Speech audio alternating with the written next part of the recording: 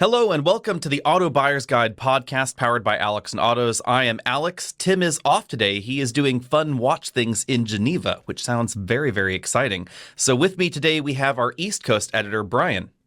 Hey everyone, I'm going to do my best to emulate Tim's lovely podcast voice. We'll see how that goes. So that means that you have to love Chevy Volts, Chrysler Pacifica plug-in hybrids, and anything that's boxy and tragic from the 1980s. Okay, I'll try. Well, with that out of the way, let's dive into the interesting EV news of the day, which is, I have to admit, a little bit shocking, I thought. General Motors has said, Mary Barra has said that they do not believe that their EVs will qualify for the full $7,500 tax credit come January 1st.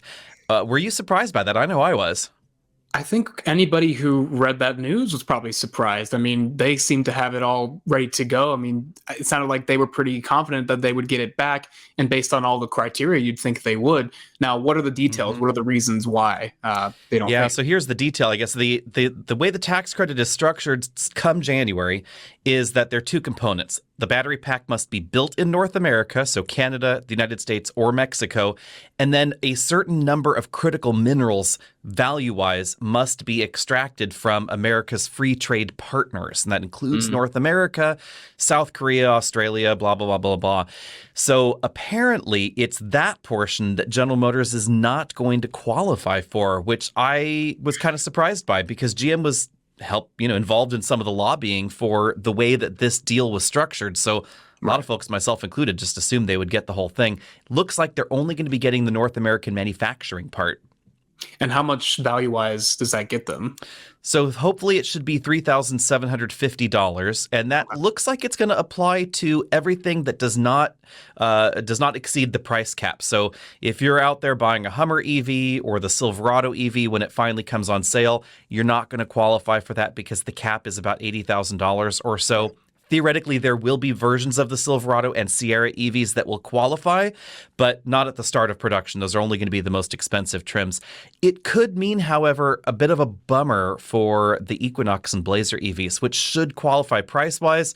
And I was really hoping they would get that whole credit because, if the Equinox started at $35,000, that would be really cheap with the credit.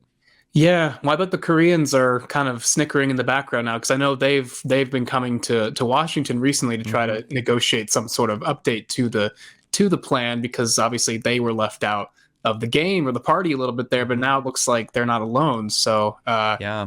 You know who else might be laughing?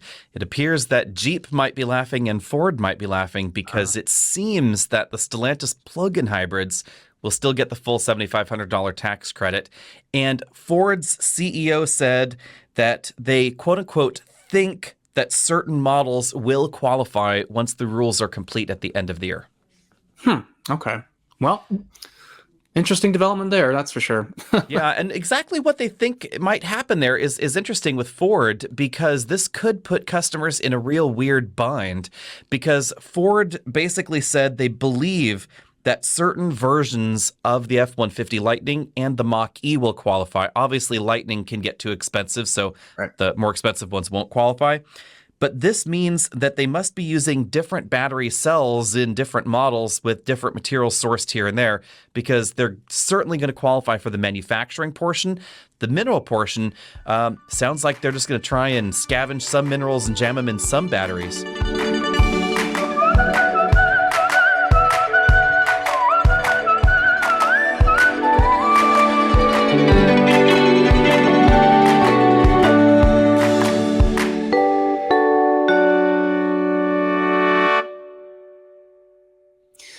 Well, that certainly leaves that leaves what? So the two brands left that can take some advantage of it. So or are there any more? There is Nissan with the Leaf. We don't know where their minerals come from, but the battery is manufactured in North America, so they should be okay. But yeah, aside from that, that's basically going to be it as far as the EV tax credit goes. Now, until we get more news, we should probably move on to our next segment, which is what have you driven lately and what are we driving now?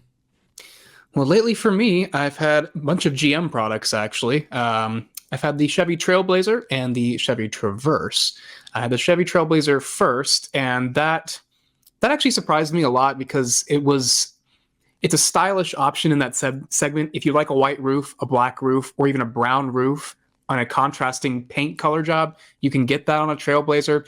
It drives pretty well. It's nothing, exciting, nothing crazy. There are no high performance versions. There's no, Hyundai Kona N equivalent. There's nothing crazy fun or exciting about the car in the versions you can get. But for turbocharged 3-cylinder engines, it does everything it needs to do just fine, and the value proposition is pretty good. I think. I don't know. You've driven price tag, yeah. What was the price tag on the one you drove?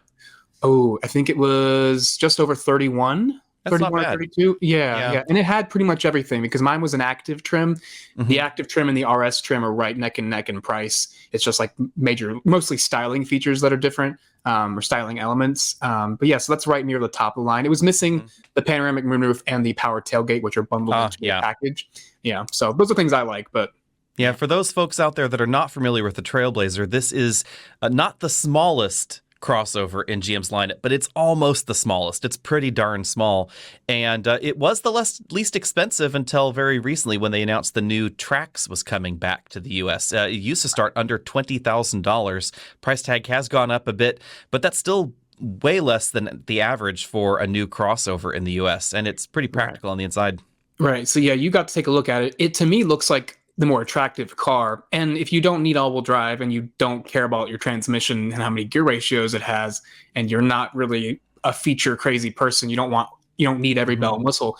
That thing tops out at what, $25,000? That is just under 25, impressive. Including destination, which was quite shocking with the Trax. That's exciting. That's exciting. A little bit.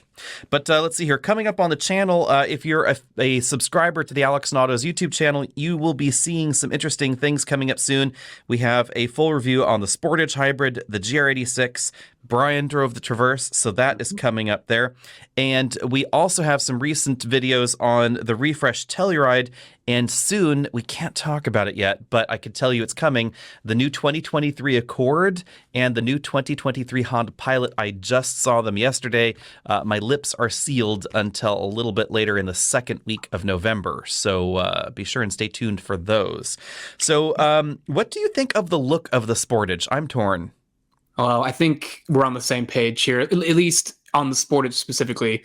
The front end to me is one of the strangest designs, if not the strangest car design in recent memory, maybe aside from the BMW iX. It doesn't look like it's weird. Let's just be frank. It's weird. It's weird. Yeah. The rest of it's fine. The rest of it's got a traditional shape. And I actually, they have the short wheelbase and the long wheelbase version, just like the Tucson. In Europe, they get the short wheelbase version. That one is a very stubby, more in line size-wise with the previous one that we got.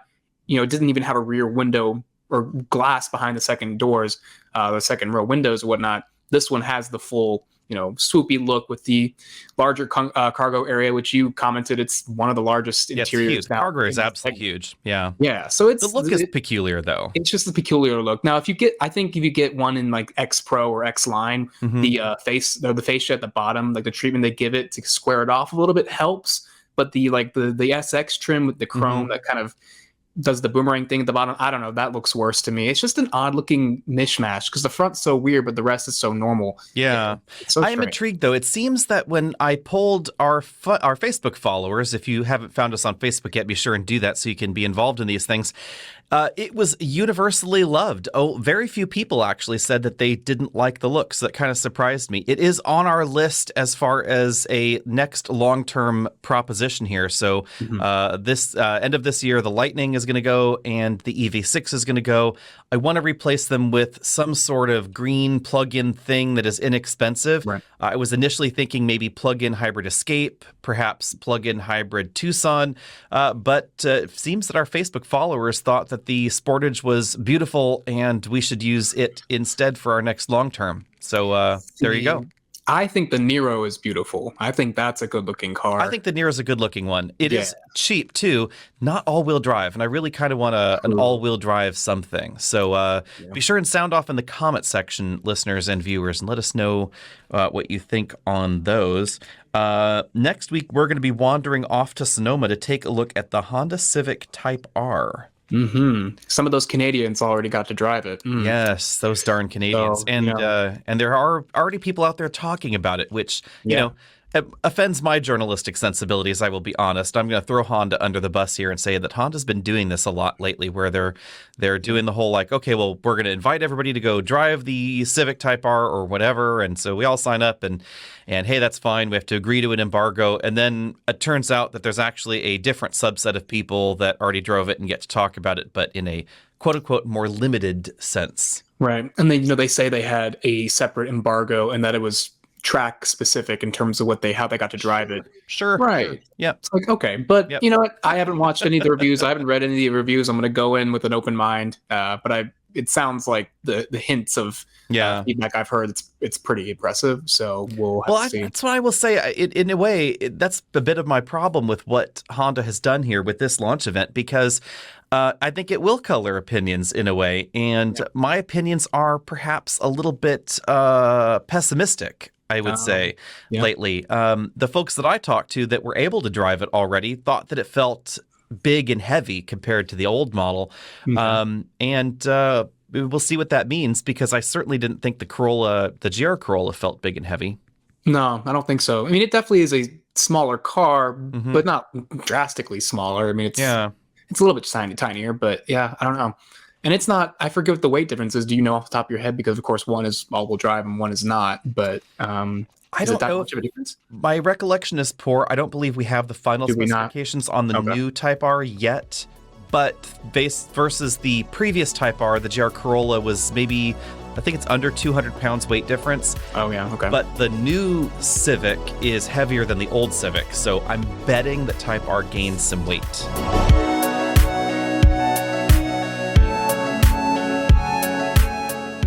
All right, shifting gears, it's now time to talk about family-friendly vehicles. What should you buy if you're looking to spend under $45,000 and you need a vehicle that can get you, your cargo, and your family somewhere, say at least enough room for one child in a child seat or a booster seat, plus perhaps a family pet, cargo enough for a family of 3 or 4 to go somewhere. So we're going to do this bracket style, and then we'll see if we can define what is actually the winner. So let's go with our brackets here. The first two that we should head-to-head compete are the Murano versus Trailblazer.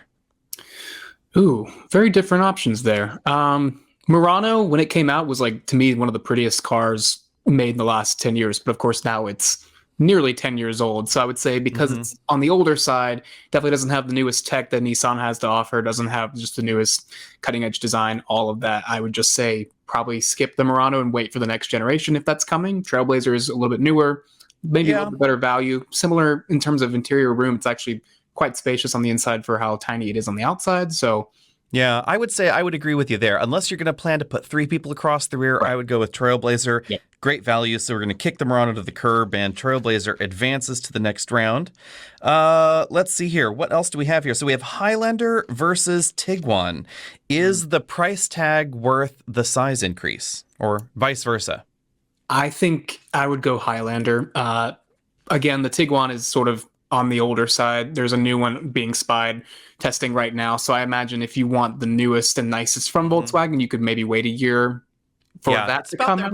We know that bigger model's coming, because Volkswagen basically already told us what the European one looks like, and hopefully we'll have ours soon. I agree with that. So let's kick the Tiguan to the curb, and we'll have Highlander in the next round. Cool. Let's see, an interesting twist here. How about the classic RAV4 versus CRV debate? This one's hard for me because I have not been in the new CRV. But based on even your video and everyone else's, and just, I don't know what it is about the new one, I'm not as much of a fan for some reason. I think the competition was closer with the old one, and what I look for, and I think the RAV4 still looks better.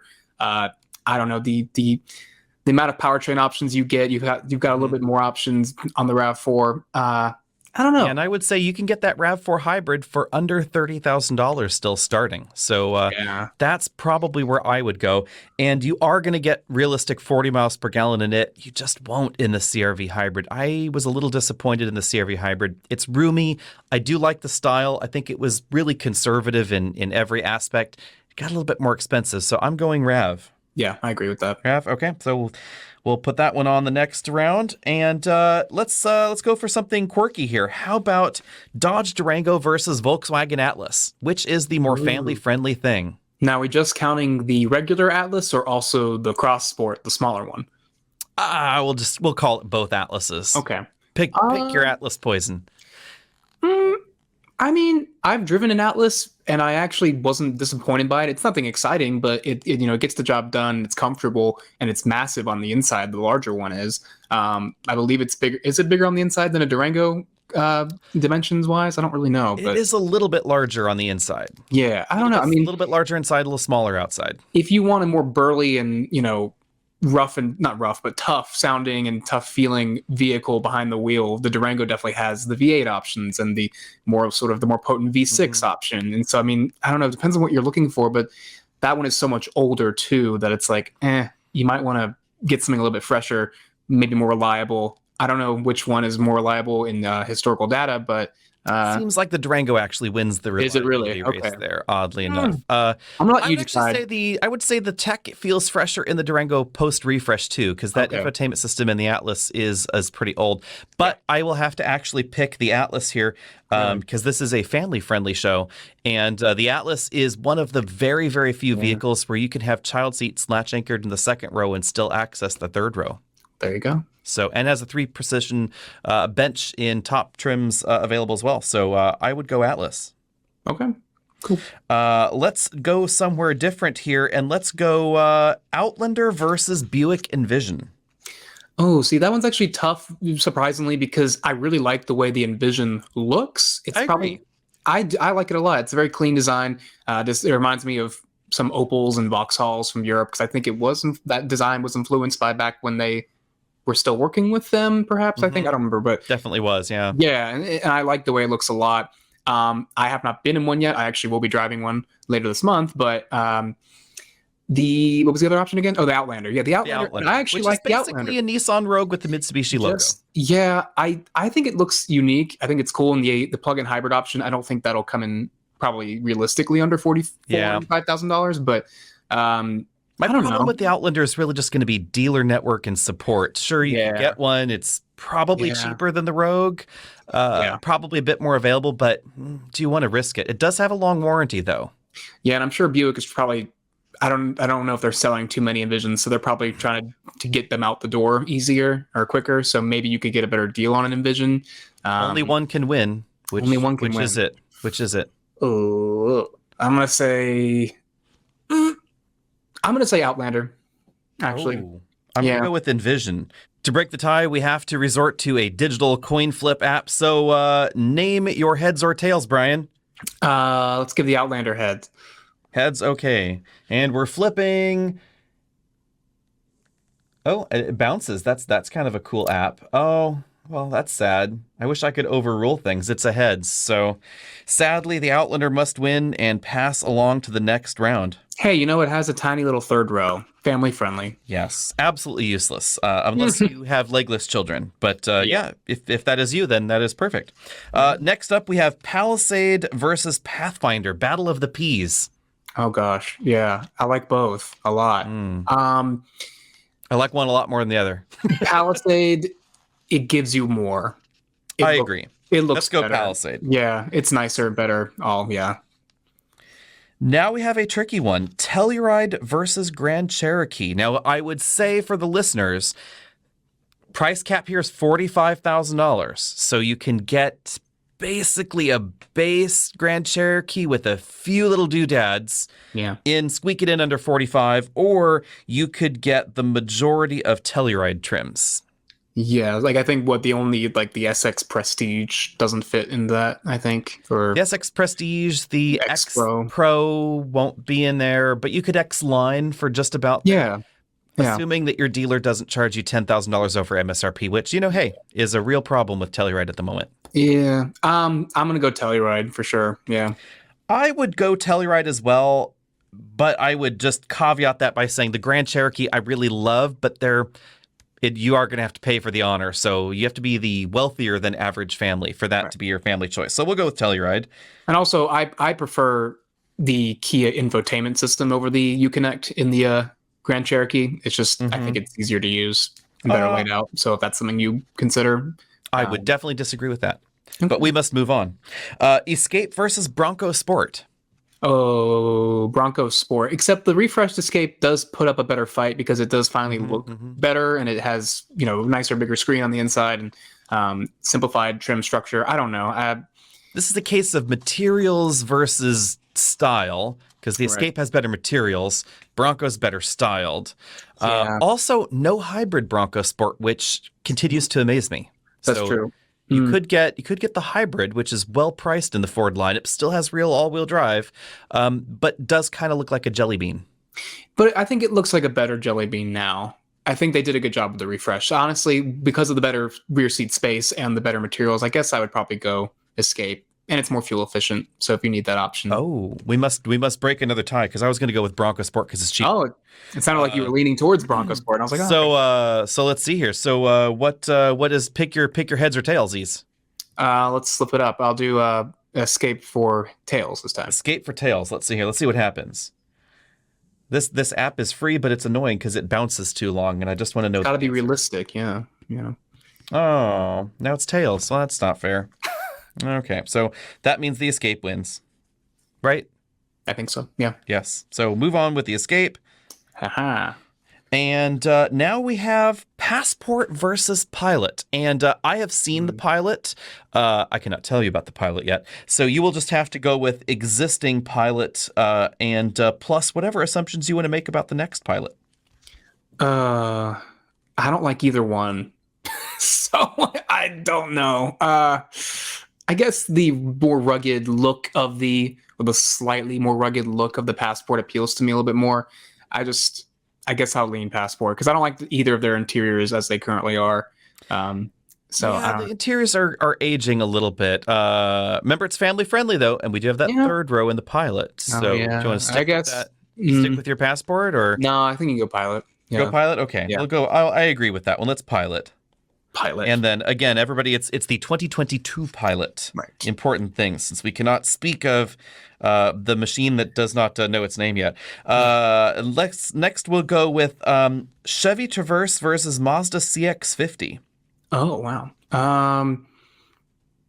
I really like Traverse, very plain Jane, obviously very white bread. Yes, but it had I really love the 3.6 V6 and the 9-speed automatic that it has. Like, they're actually engaging to use instead of some of the other engines and transmissions in the segment. But for the CX-50, it has the older 6-speed, and it's not as exactly modern and not exactly fresh sort feeling. Of rye bread. It's stylish, it looks good, but then you bite into it and you really have to like the rye bread. It's bland. Yeah. So this is going to be I love the way the CX-50 looks, but I think for family friendly duty, it's going to go Traverse for me. Traverse. Okay.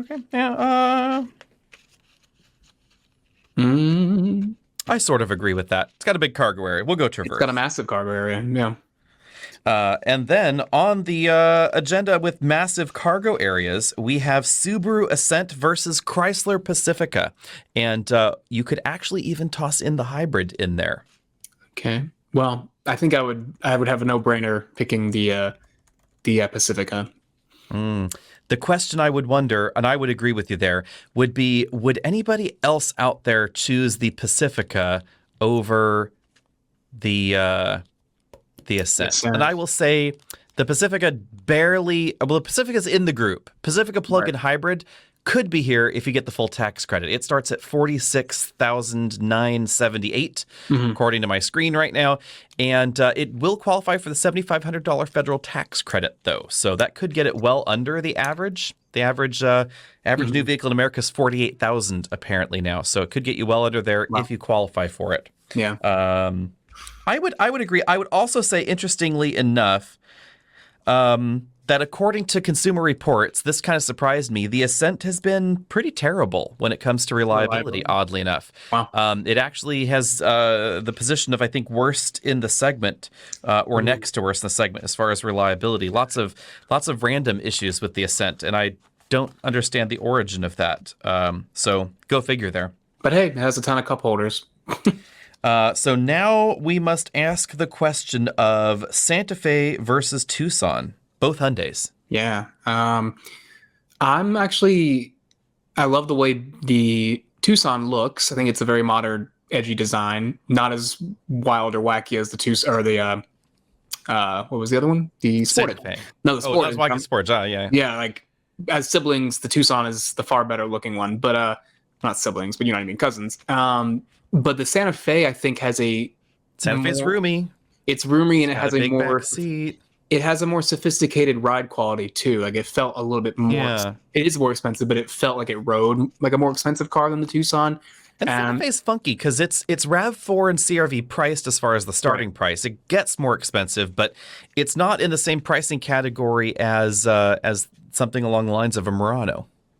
Yeah, I like you can get the same 3 powertrains on both cars, so I guess it really does depend on, do you want that little bit extra space and you like the style of the Santa Fe. I think the Santa Fe would be my pick, honestly, because it still has physical buttons in the dashboard. If you you don't like the touch capacitive buttons that the Tucson has, Santa Fe still has the traditional stuff, and it's got they both have massive panoramic moonroofs. Like they're very tied in a lot of feature wise ways and spec wise, but it just comes down to size and design. So I don't know. I think I would agree with that. Yeah, Santa Fe is my pick. Moving along, we have Sportage versus Rogue. Now that we have drugged the Sportage through the gutter, I would say I would probably choose the Sportage because you could get the hybrid again with the mechanical all-wheel drive.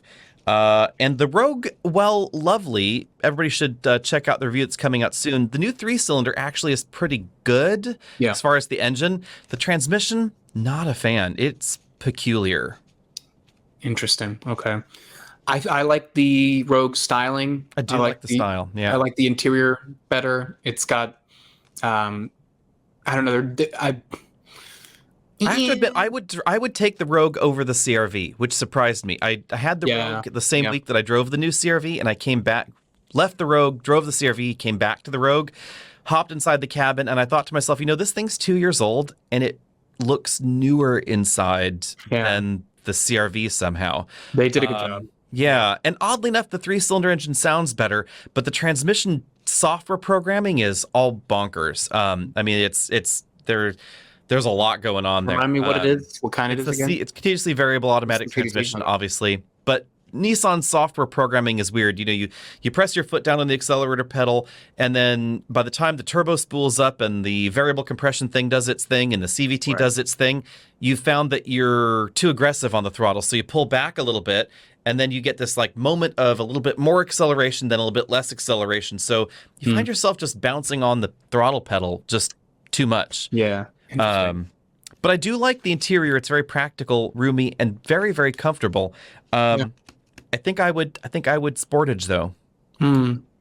As much as I do think the Sportage is nice and has a lot of features, I think the Rogue puts up enough of a fight, and I think it looks better. Oh, are we back to the heads tails thing? We are, but you should pick your side this time. Maybe that'll.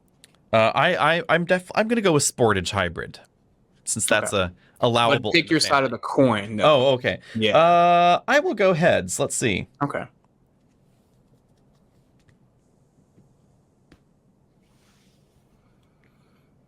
And we have flopped. Oh, and heads. So Sportage wins. Darn. So there we go. I think we figured out the trick. Now we have an even trickier one. We have Subaru Forester versus Kia Sorento. The reason I thought this was an interesting pairing is that the Sorento is like the Santa Fe in that it's more compact priced. The Forester is a really great value in base trims, but I do think that by the time you get up to the upper end trims, it starts to feel a little bit too cheesy inside in some areas. But the Sorento does really well in some of those upper end trims. It has the teeny tiny third row as well. I'm Team Sorento for sure. It looks good. The value is there. It's got all the powertrain options we've already mentioned with the other Hyundai Kia products.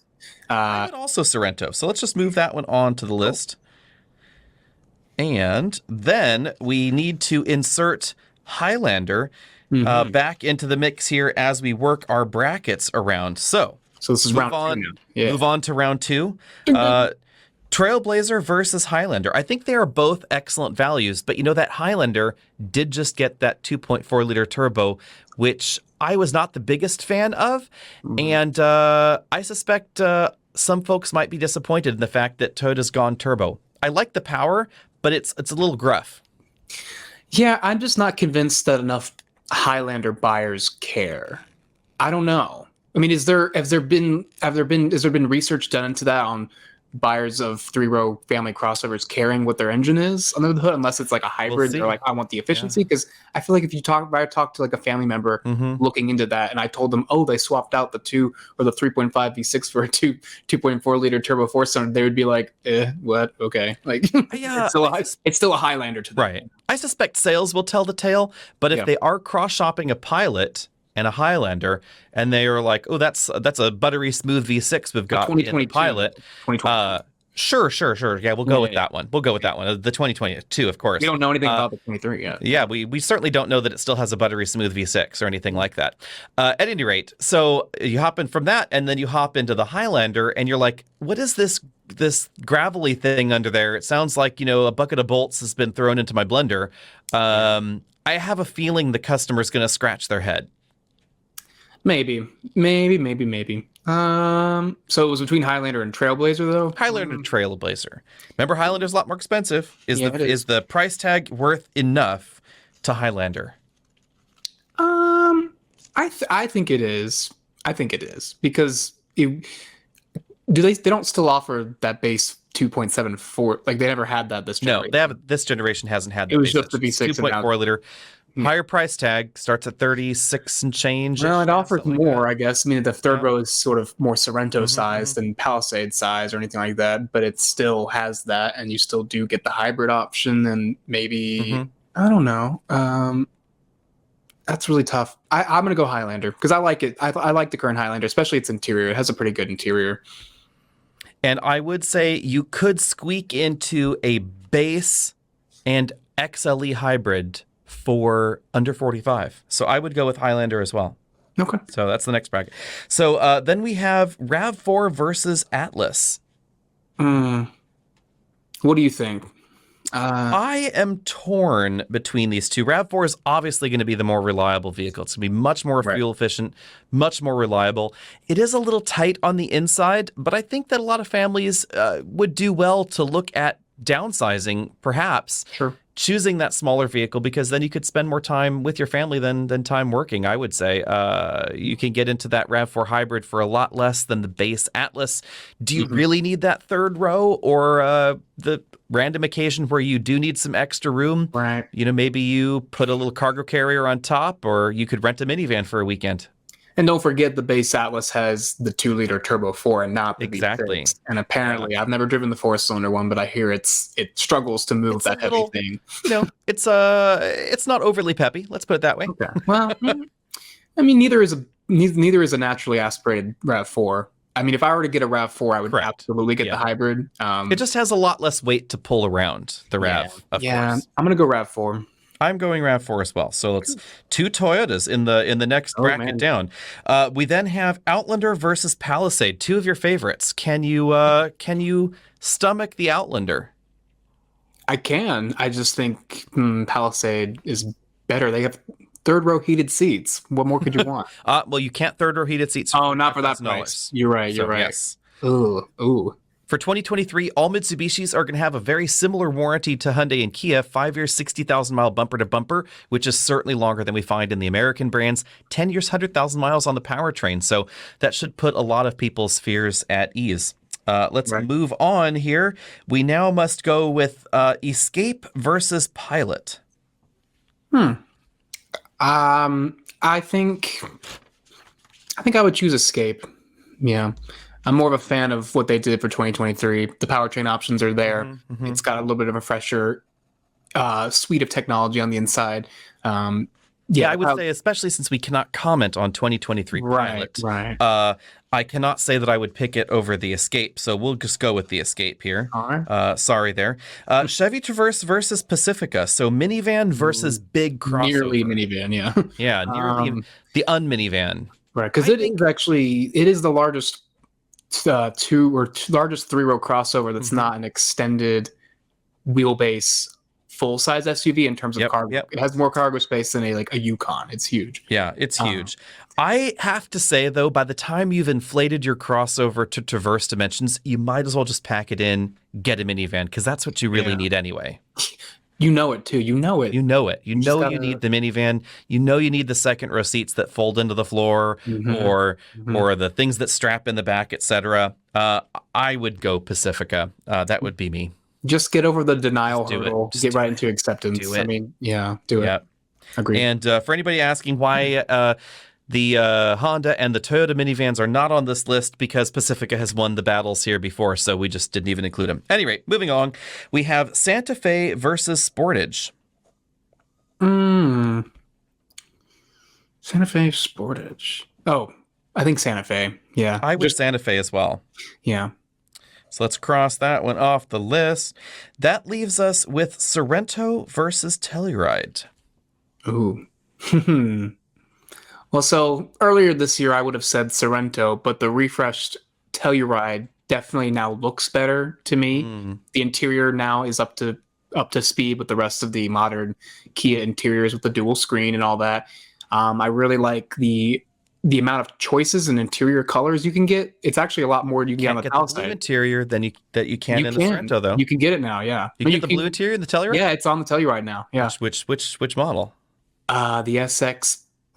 Not with X Pro or X Line, it's like the regular SX, and I believe also EX too. There's like the nicer leather, you get it on the SX, but you can get it in blue on the lesser leather. I guess it might be fake leather, but it's available, and that's what I really liked about the Sorento. I thought that was a unique color option, but now it's not alone. So I don't know. I think I might be Telluride now, because for me the outside now looks more like the original concept car they showed before the production model came out. When the production model came out, it looks like it has braces in the front with the chrome and the way they designed the front grille. But now that's refreshed, it actually has the really thick border around the grille. It kind of just looks more more chunky up front instead of slick. The transition to this refresh was really good in my opinion. So I think design-wise, Telluride is better now. I like the design of the Telluride. I don't know if I would pay the extra, though. It looks like the SX and the EX are the ones that can have the blue interior, but it's not the same as Sorento, because you only get a blue steering wheel and a blue dash. The seats are just the ivory color. Are you sure? Okay. Yep. Looks like that's how they do that color combo. So you only get only the upper door sections are the navy. The bulk of the interior is the ivory color. I think I would probably go with Sorento because it's a lot less expensive and it's a lot more available at this point too. True. So your likelihood of getting it is going to be better. You can also get a Sorento hybrid for a lot less than a Telluride. Let's take a peek at that pricing here. If we take a look at the Sorento here, you could Sorento plug-in hybrid for $49,000. That's just out of the pricing range, but you could Sorento hybrid for $36,590, and that is basically where Telluride starts. So that is definitely a consideration for me at least. And you could get the SX Prestige Sorento with that blue leather that you liked for under $45,000. You can get that on the regular hybrid, because I thought it was only on the plug-in. You can get it on the regular hybrid. Okay. It's kind of the inverse of Telluride, where the dash is ivory, the upper dash is charcoal, main dash is ivory, but the seats are that navy blue, which I honestly think could get me over the fact that the front end is kind of ugly. The front end is so good. I don't know what's wrong with it. The front end is perfect. Now we must decide Sorento versus Telluride. I'm on Team Sorento. I think you know what? I'm Sorento. Yeah. Sorento Team Sorento. Oh, hey. Yeah. All right, we're almost in the home stretch, and because I was controversial for not including other minivans, let's just push the Pacifica all the way to the final round, almost sort of as the penalty, because, if you really want that most family-friendly vehicle, you're going to end up having to, eat some crow and get that minivan you don't really want. So next up here, let's just go right into Escape versus RAV4. Base prices are pretty darn similar, basically $27,500 for both of these options. You can hybrid Escape for $32,340 or hybrid RAV4 for $30,225. Do you go with the stylish option, which I would say is the Escape, or the reliable option, which is the RAV4? I mean, I actually still think that the RAV4 looks better, in my opinion. But I don't know. The Escape is still, I mean, I think with are we considering plug-in hybrid too? Because I know with the plug-in hybrid Escape, doesn't it go a little bit further on electricity only? Plug-in hybrid Escape is an interesting twist because it's front-wheel drive only, not like the RAV4 Prime. So slightly different mission. Yeah. It's slower. It's more focused on efficiency. It's not all-wheel drive, but it is less expensive and actually obtainable because good luck finding a RAV4 Prime. It's $38,500. So I would say that's a possibility. You could toss that in there. I think you should. Honestly, I don't know. RAV4s are so popular, RAV4 hybrids too. Like I feel like you see them everywhere. I guess you see a lot of Escapes too, but the new one I think looks good. So I don't know. I think only one must go in. In terms of being able to find one easier, I guess I would go Escape. Escape. I agree with that because there is an ease of purchase thing to be considered here. Sure. Escape's been pretty decent reliability. If you get the hybrid, it's basically the same formula that we find in Toyota's hybrid systems with the more capable all-wheel drive system. So I kind of agree with that. RAV4, not a bad choice, but Escape's going to move on. Next up, we have Outlander versus Sorento, battle of the small third rows. Although the third row is more usable in the Sorento. That's an important thing to keep in mind. So more usable. If you wanted a more powerful engine, you can get that in the Sorento. You can get the 2.5-liter turbo. Yep. So you can get a naturally aspirated engine, you can get a turbo engine, you can get a turbocharged hybrid, and you can get a turbocharged plug-in hybrid if you want all of the things on your Sorento. One note, however, for 2023, Sorento PHEV is available only as an SX Prestige. So it is technically out of the running for our price bracket here at $49,890. So we're just gonna have to kick that one to the curb and say you can hybrid all the bells and whistles, but no plug. Yeah.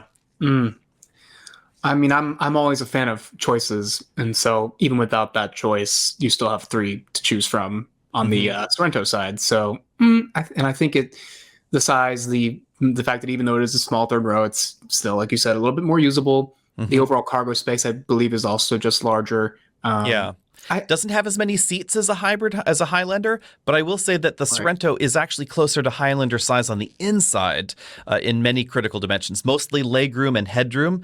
The width of the third row is a little bit narrow, but roominess on the inside actually is pretty comparable to Highlander.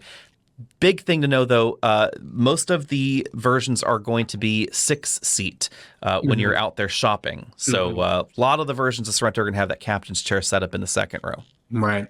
Which, I mean, I guess at the end of the day, I don't know how many people use that middle seat that often. I mean, I know somebody does, but I would go with Sorento. That's my pick. I think so. Yeah. Sorento? Okay. We'll cross that off. Now we must go Santa Fe versus Highlander. This is, I guess, do you need the third row, and is the third row worth $6,000? I don't know. I don't think it is, considering that it's not the biggest out there. So it's like, yeah. Now you can squeeze 3 across back there legally. There are 3 belts somehow. Yeah, 3 across in the Highlander back that's pretty tight back there. Super tight. So, you can get a hybrid Highlander though for $40,220, which I think is a pretty good deal. Yeah. The hybrid Santa Fe $34,003, so still about a $6,000 price gap. And I think it just comes down to how much are you going to use that third row? Are you carpooling? Obviously, that's going to put you in Highlander territory. Yeah. Or are you just taking, your 2.5 kids and your poodle somewhere, because you could jam those into the Santa Fe. I'm assuming you could put half a child in the middle seat in the second row. It depends on which half of the child you have, really. Yeah, Is it the left or the right half? But yeah, left or right half. But I mean, it's easy to squeeze them in the middle seat there if it's only half a child. Yeah. So what do you say? Santa Fe Highlander toss up?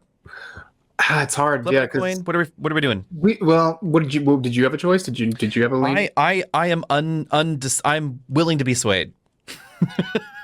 I think for me, I'm going to go Highlander because this is getting in the weeds, but the Santa Fe is on its way into a new generation pretty soon. The Highlander's still got a couple years left, so I think if you're going to stick with one that's going to be around for a little bit longer, the Highlander is still a good choice. It has a really nice interior. I would say Highlander.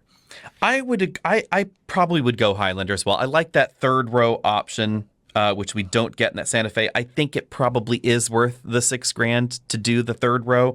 Yeah. And I would probably Highlander hybrid. You avoid the gruff 2.4 liter turbo, and you really will get 35, 36 miles per gallon. It's probably going to last you forever because that hybrid system is very reliable. Yep. So moving along, we must now decide the three-way battle, Escape, Sorento, or Highlander. Which is the best family vehicle to buy? Oh, man. But this winner will go up against, it'll just be like you have to go choose up against minivan. or Pacifica. Yeah. Yeah. Oh, man. For me, I'm going to go Sorento.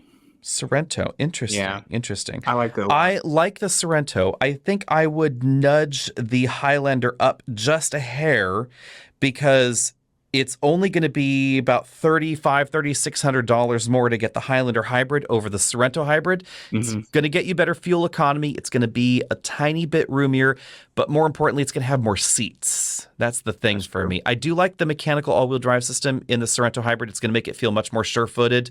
It is roomy inside, etc. I think I would give the win to Highlander. So I think that means that we must have another coin toss. We must. Time to pick. The fates. Let's see what they say.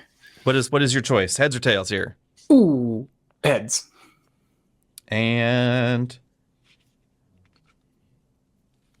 heads. Oh dear. Wow, the Sorento wins. So Sorento has to go up against Pacifica.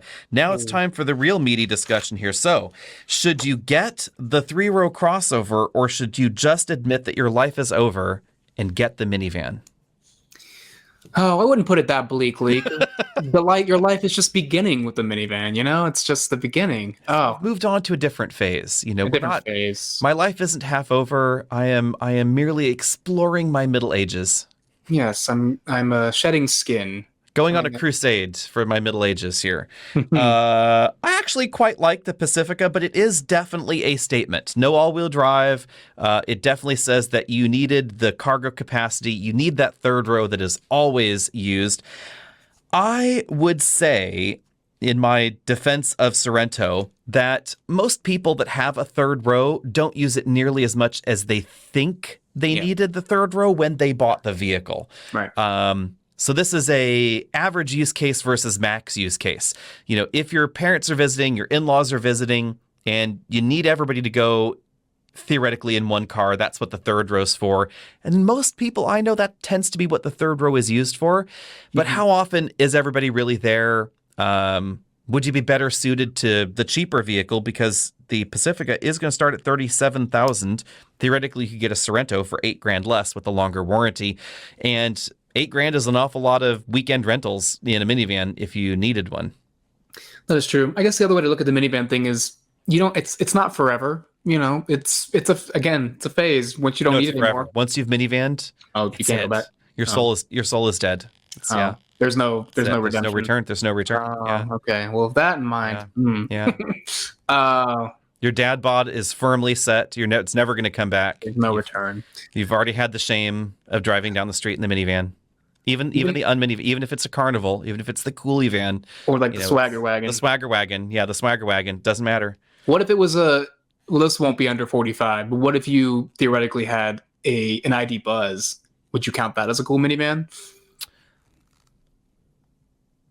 Maybe. No, probably not. No. I don't know. Depends on where you live. Are you in Santa Cruz? Probably just fine. Yeah. Are you in Des Moines, Iowa? Probably not fine.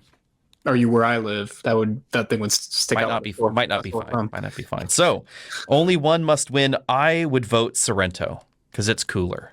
It is cooler, and it looks better. Yeah, and it's all you need, I think. I mean, if you need more than that can provide, you really have to go minivan, or you have to go full-size SUV, and you have to pay more, or you got to go used. So it's like Sorento, I think, is the smartest choice with what we got here. And there we go. So the words have spoken, the bracket has functioned, and Sorento is the ultimate family vehicle that you should have on your next shopping list. And if it's too small, I guess you should just leave your children at home. That's probably the answer. Maybe home, don't go anywhere until they're old enough to drive themselves. And then they'll drive you. Yeah. That's the answer. And maybe you'll be so old they'll just put you in the back seat and it won't matter because they'll just be saying, "Dad, stop talking, squeeze yourself in that seat, I don't care." Or even better, they'll put you on the tow hitch on one of those platform things that holds the wheelchair, and they'll just sit you in the wheelchair and have you ride in the back of the car. Oh, sort of like Granny strapped in with the rocking chair on the roof. Yes. And with that out of the way, where can they find us, Brian?